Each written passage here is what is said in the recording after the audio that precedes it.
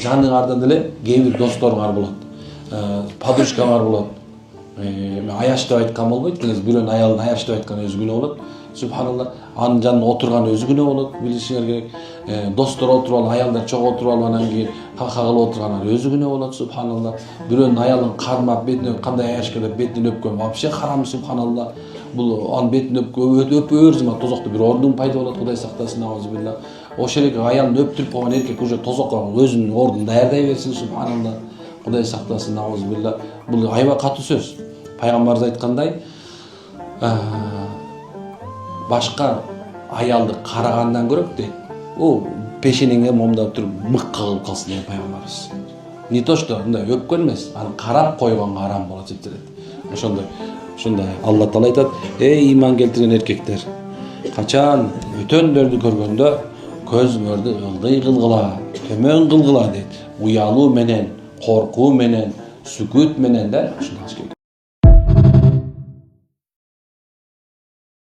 Жаныңардан деле кээ бир досторуңар болот, подружкаңар болот.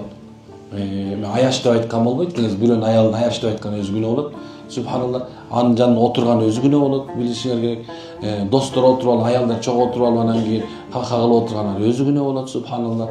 Бирөөнүн аялын кармап, бетине кандай аяш келип, бетинен өпкөн вообще харам, субханалла. Бул анын бетине өпөөр зыман тозокто бир ордун пайда болот, Кудай сактасын, аузубилла.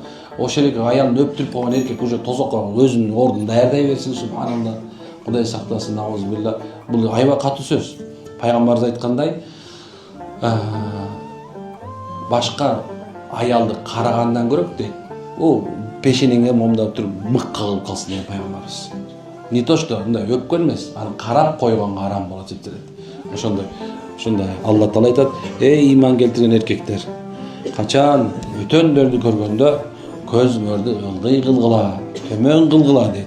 Уялуу менен, коркуу менен, сүкүт менен да ушундай.